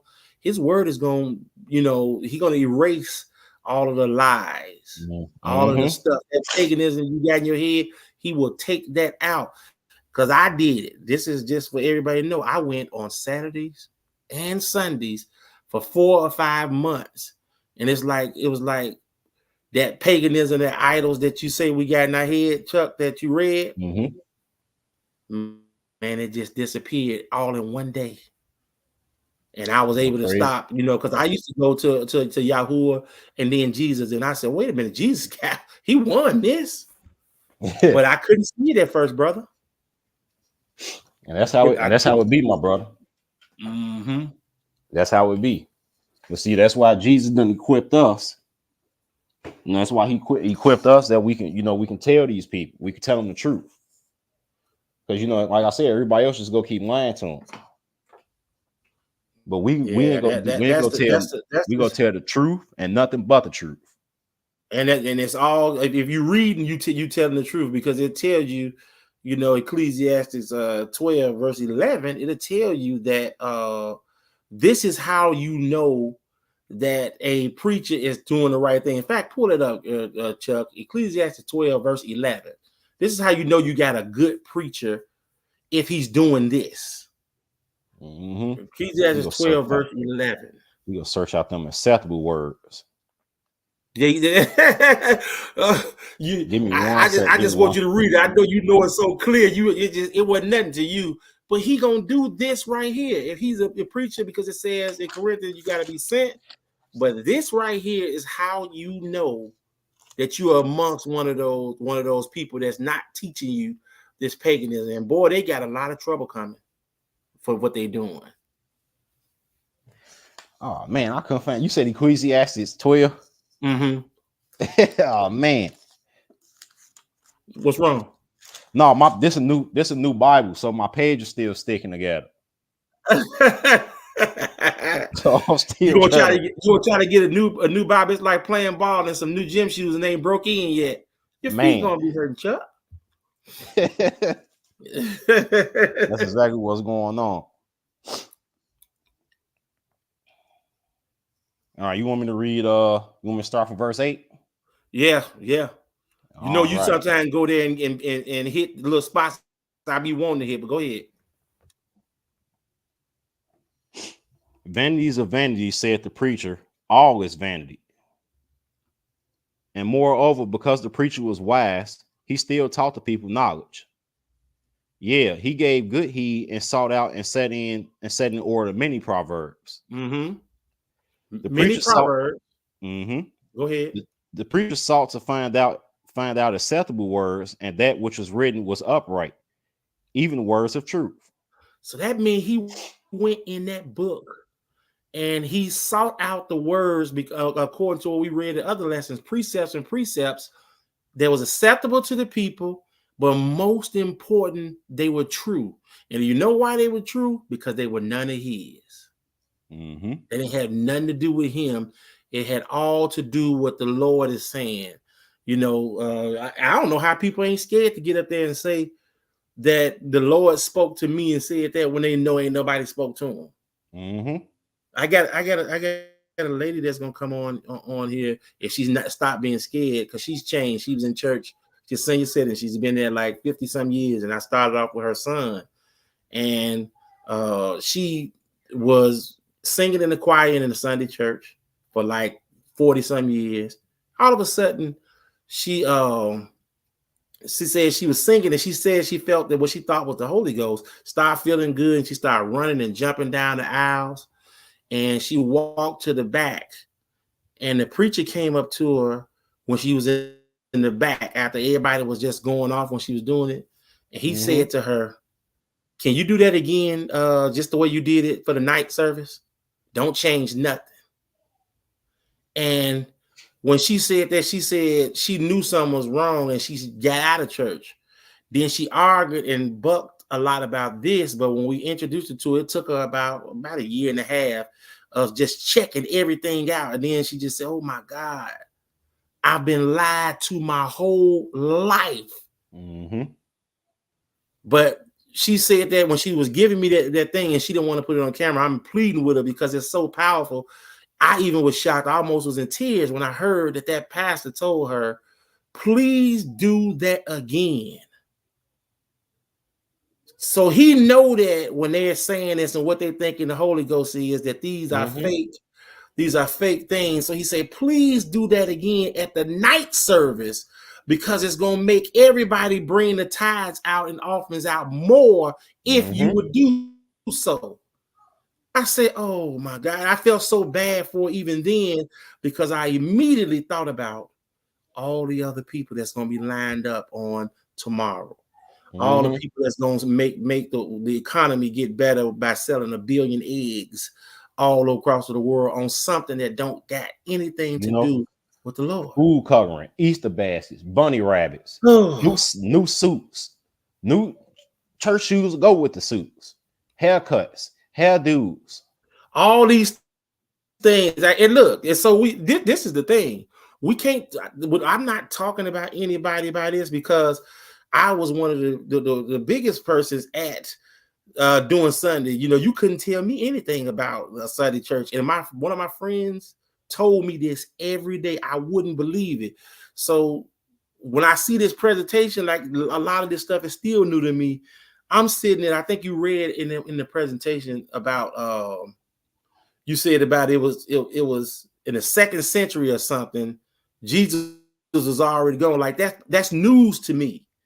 You know what I'm saying? Like the actual time and how far he had, that they attached his name on something else. You know what I'm saying? So it's Oh, insane. Here go your that's a boy. good verse. Yeah, that's a good verse by James. That's a good verse. And he gonna make it look like it's me doing it. Where he come from with this stuff? What's that verse is 56:12? Let Yeah, me read Isaiah it. 56:12. Yep. I can't give him this much credit when he started doing, you know what I'm saying?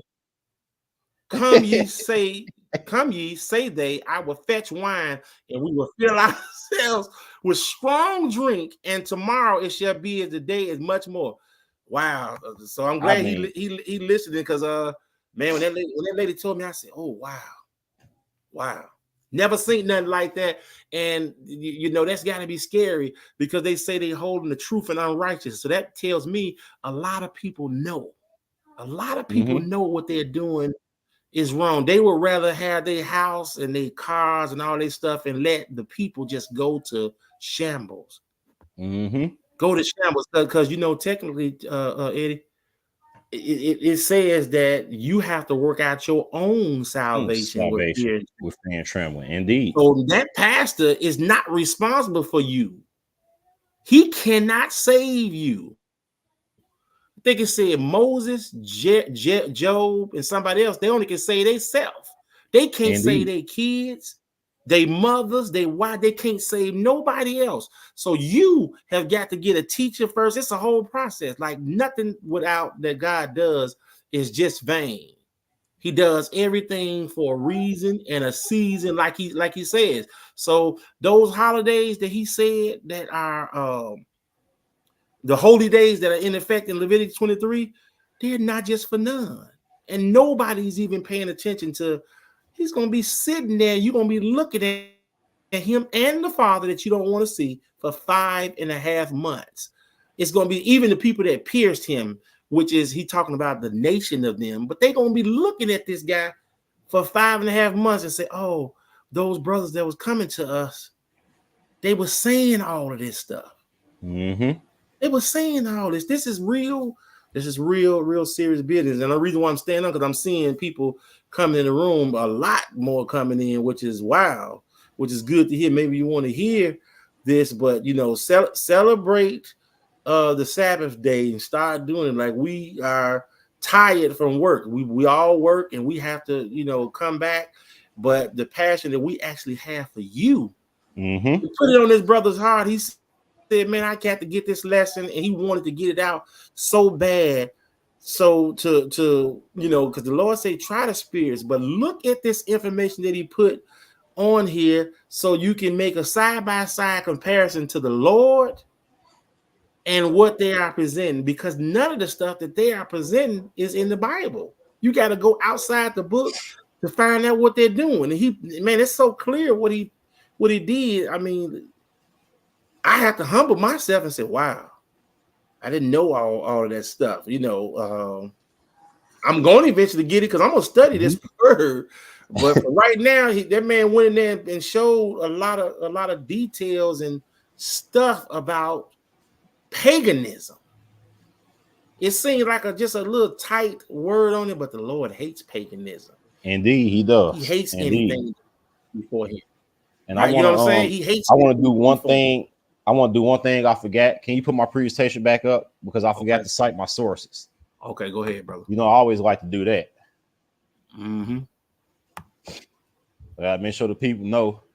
Make sure the people know where I got it from. All right, so I just want that to be up so y'all can see it for a few minutes where I got all this from. So just so I can show y'all, none of this came from my own head. I gave everybody credit, where they got it. I do my research. I double check my research, and I don't believe in putting nothing out there that hasn't been substantiated. So, so these are my sources. And I personally want to, thank Brother Melvin for that 3 days chart, because that was an excellent chart. I mean, that was an excellent chart. And it allowed me to really explain that, in a way that it should really be explained. Mm-hmm. Yeah, I want to thank Brother Melvin that you could catch him on the Coffee and Bible Hour show. So that's why I want to make sure I get that up there. You catch him at, what is it usually, like 5 or 6 a.m.? It started 6:30 Central Time, 7:30 Eastern Time. Yep. 5:30, 4:30 Pacific Mountain Time over here in the West. You know how many 2 hours they are earlier, but 6:30 Central Time, 6:35 Central Time.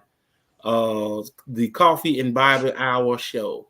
All right, so it's very, very informational. Indeed.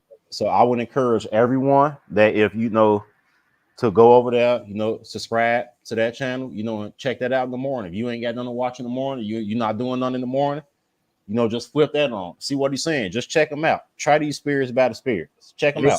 It's 1,000 people that get up in the morning time with him before they go into work, because that's how I actually increase my knowledge so fast, because I watched it for the last 3 years at 5:30 every morning, and it puts me on rocket scientist from where I usually be.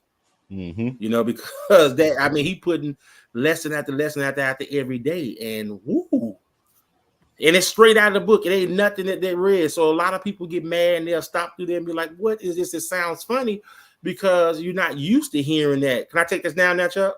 Yeah, you can take it down. Okay. You know, there people you probably might not be used to listening to it, but you know, the Lord is a jealous God. So and he only speaks on commandments. There's no wasted words to him. So what you seeing when you see us brothers acknowledging that we just read out of the Bible, this is what obedience look like. This is what obedience look like. So you know, and it humbles us. Like we can't have egos amongst ourselves. We have to take care of each other regardless of what the situation is.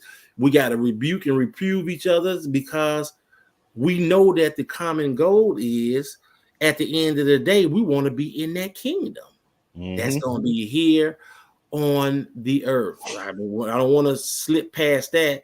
So that takes him to warn me about Easter, warn me about all of these holidays that they got up, because you know this is something that people don't pay attention to, that is very overlooked, and I don't know why it is. But if Satan can convince 1/3 of all the angels to go against God, and they in heaven and they see what we think it is heaven, we don't got no clue to what's up there, but it's supposed to be so good and so everything is all peaceful. There's nothing wrong there. No lies, no crime, no nothing. They got everything that they need, right? Convince them to go against God. So how do you think you can withstand this without help from God? I mean, really think about that. So when that's the reason why, and Jesus was letting you know that when he told Peter, "Get thee behind me, Peter." This is one of his top people that he gave the keys to the kingdom, but he had to look at him and say, "Get thee behind him," because in that very moment, the crafty, slithery Satan was able to be going to go in his head. Shout out to Jeremy. Good comment, Jeremy. Welcome. Yeah, you right, my brother. It's deeply rooted, and you know what? You will not be able to see it. Most people will not see it at all. Like you'll think that everything is all peaches and cream because you know we leaning on our own understanding what's the definition of being good or being what they call a Christian or in your walk. I think because I ain't stealing from nobody, I'm not hiding from nobody, I'm not robbing, I'm doing everything I'm supposed to do. I'm going to church on Sunday, and maybe every once in a while I might try to sneak with somebody's wife. Okay, I say, well, he know that stuff too hard. He know that's too hard. No.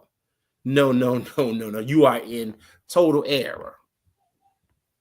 Hold on. That's true.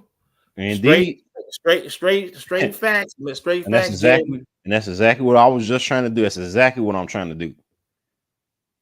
We got to lay that axe to the root. Yep.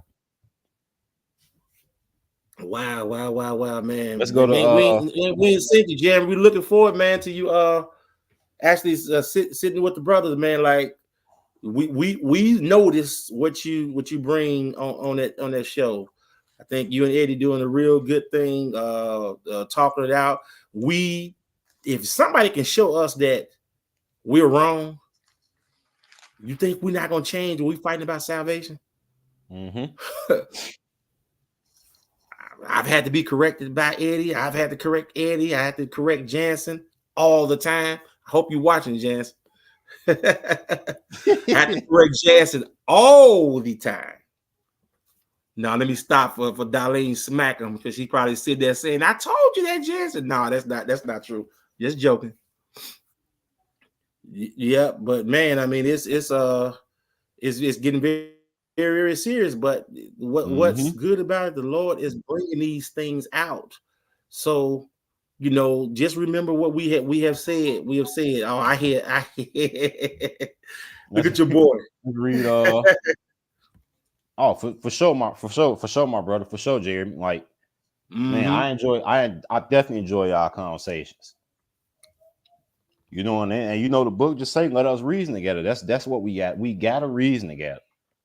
You know, if we start fighting and we start arguing, we gotta remember this word is not ours. We gotta reason together and get an understanding of it. We That's why gotta that's reason why together. I said that's why I said earlier about you're only required for your salvation because really the pastor is not responsible for you. And if you read Zechariah 13, all nine of those verses, that's word up. All nine of those verses on Zechariah 13 is telling you, it's predicted that because of all these lies and stuff that's being put out here and these false truths, then they're gonna be trying to kill their own pastor, starting with their mother and father. He's gonna turn them for what they've done because they have destroyed so many people. The whole Bible, if you really look at it, he is not talking to the drug dealers, the hustlers, the pimp pushers. He is giving a warning against who, Eddie?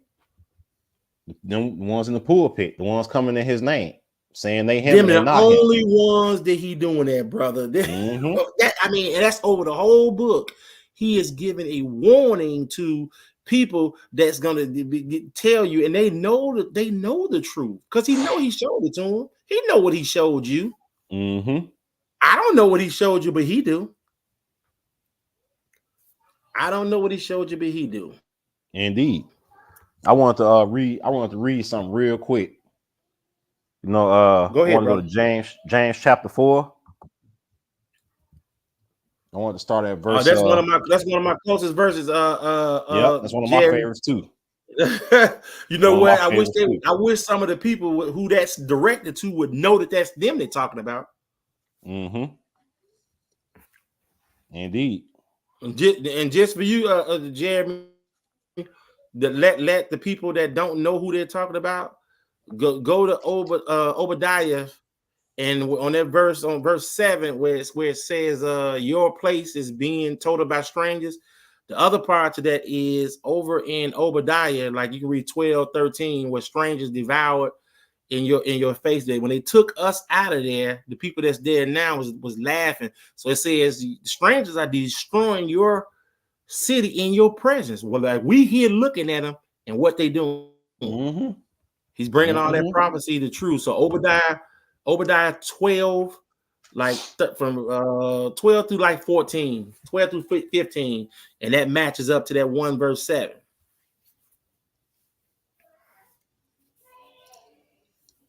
Go ahead, Chuck. All right. This is James chapter 4. I'm gonna start at verse 7. Says, submit yourselves therefore to God. Resist the devil, and he will flee from you. So how's the devil gonna flee from you? You submit yourself to God. And how do you submit yourself to God? You know, back keeping his laws and statutes. That's how you submit yourself to God. It says, draw nigh to God, and he will draw nigh to you. So you draw near to him, he'll draw near to you. Remember, he told you in Revelation, I think it's 3:20. He told you, verily, verily, I stand at the door knocking. He said, and if any man will let me in, I will sup with him and he will meet. So you keep drawing nigh to God, he go draw closer to you. Cleanse your hands, ye sinners, and purify your hearts, ye double-minded. So you can't be lukewarm. You can't be saying, oh, well, I'm a worship the Lord this day, and then no, I'm gonna do a little sin over here this day. No, you can't be doing that. You can't be. That's double-minded. It's either you for the Lord or it's either you against the Lord. You cannot be in between. Be afflicted and mourn and weep. Let your laughter be turned to mourning and your joy to heaviness. Humble yourselves in the sight of the Lord, and he shall lift you up.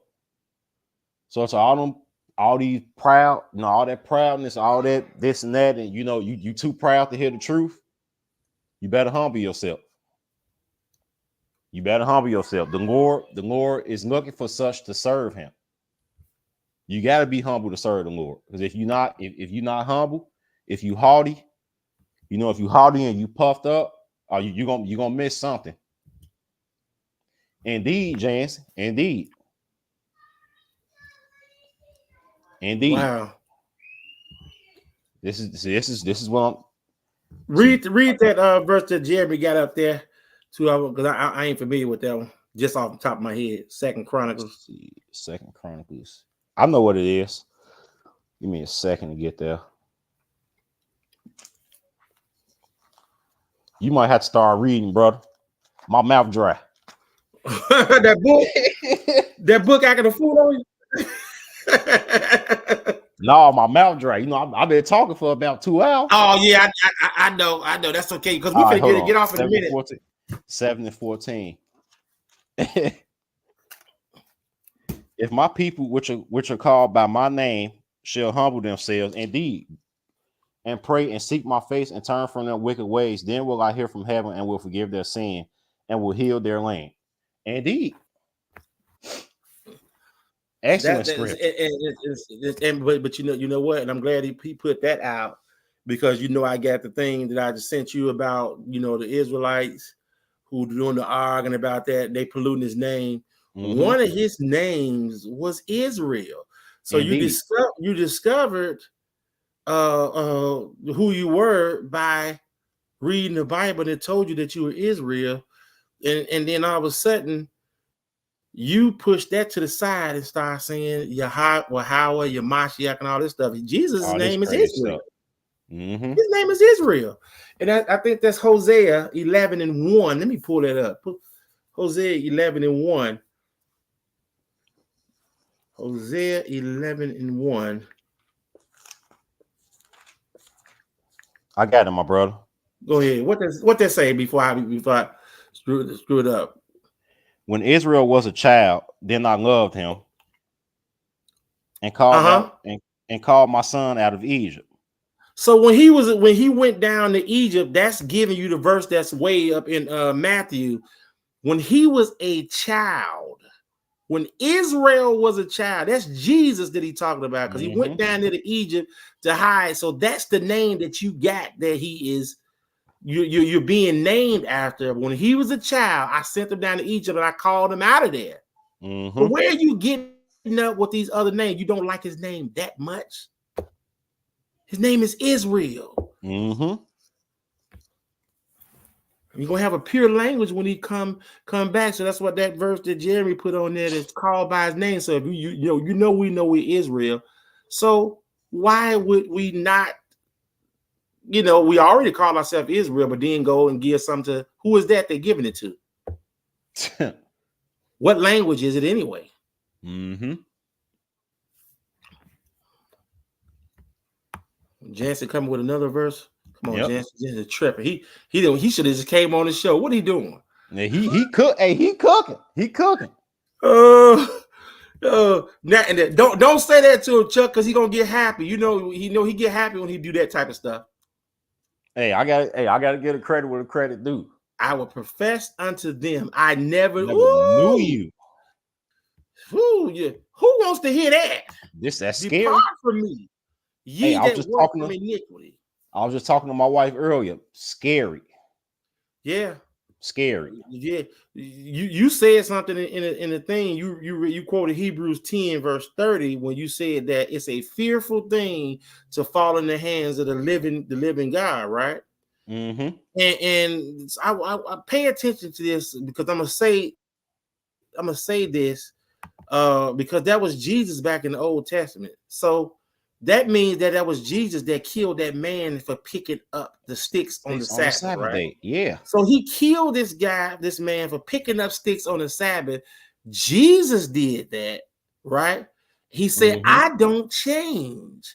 I'm the way I was yesterday, today, and tomorrow.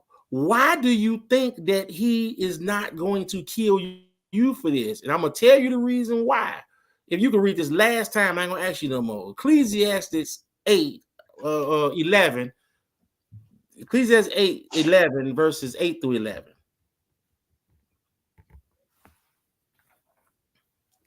I mean, this is the reason why that they be that way. You say Ecclesiastes 8:11. Ecclesiastes 11. Hold on, let me be sure before I pull it up. Before I tell you to read that and you be reading something else. Go ahead and start reading that. Go ahead. Well, you said 11 and what? 8 through 11. 8 through 11. Okay, Mm-hmm. Ecclesiastes 11, 8 through 11. Gotcha. Mm-hmm. But if a man live many years and rejoice in them all, yet let him remember the days of darkness, for they shall be many. All that cometh is vanity.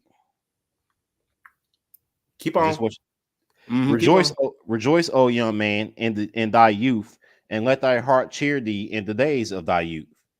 Walk Uh-huh. in the ways of thine heart and in the sight of thine eyes, but know thou for all these things God will bring thee into judgment. Mm-mm-mm. Uh-huh. Keep on. Therefore, remove sorrow from thy heart and put away evil from thy flesh. For childhood and youth are vanity. Keep on. It wasn't no more. That was the end. It Well, was 10. hold on. So that's I got the wrong one then, because this is Ecclesiastes 8 then. Because I want you to hear the reason why they don't do Ecclesiastes 8.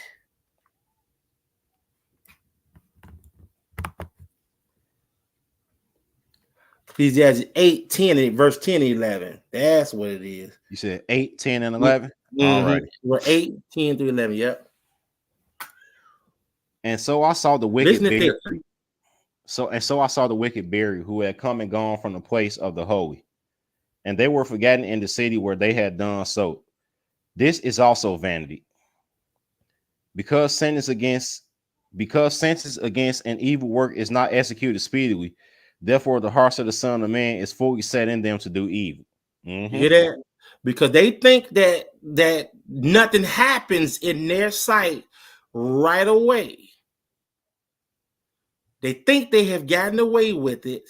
So they say, oh man, ain't nothing happened to me for sleeping with somebody's wife, because sentence is not executed immediately.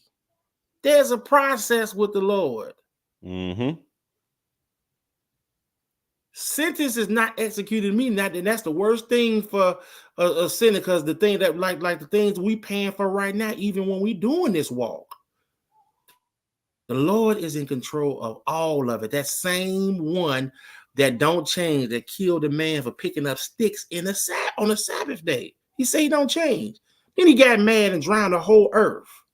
Mm-hmm. Then he was manifest in the flesh. Manifest means brought forth. And you all killed him.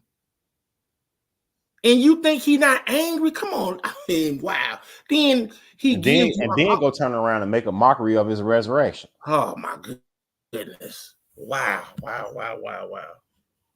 And Wow. Wow. Wow. and Wow. people saying to think that Satan ain't behind this. Mm, mm, mm, mm, mm, mm. I don't see how. I ain't got nothing else though, brother. I think I'm all good too. I think I got it all out my system. Oh, peace of Jesus' name to everybody. I guess I'll play my 1 minute song because I like it so much to hear my voice when I was singing it. So, you know what I'm saying? I say that and then we will get on up out of here. Because this is the same one we talking about. I think it's pretty fitting to play it. Praise the Lord in Jesus' name. I know y'all don't like the name Jesus because it got a J in it. All them letters have J. Say his name will be great amongst the Gentiles. Powered by Jesus, I know you see us. When we're reading that book to you, you don't believe us. Powered by Jesus, I know you see us. When we're reading that book to you, you don't believe us. Powered by Jesus, I know you see us. When we're reading that book to you, you don't believe us. Powered by Jesus, I know you see us. When we're reading that book to you, you don't believe us. Brother Bowie been giving y'all the uncut word of God, read straight from the book. 55 Powered by Jesus, I know you see us. When we're reading that book to you, you don't believe us. Powered by Jesus, I know you see us. When we're reading that book to you, you don't believe us.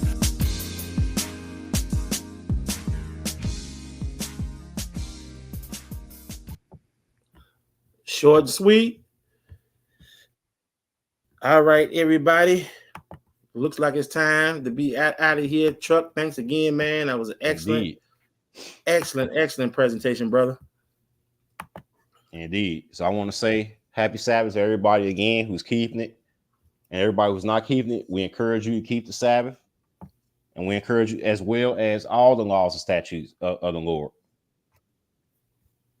This is what we encourage you to do. So I thank y'all for giving me y'all time. It was a pleasure to stand before y'all on the Lord's Sabbath day. It was a pleasure to do this lesson. And I look forward to coming before y'all again with another one. It will be very soon. All right, you all. Have a good day. Peace.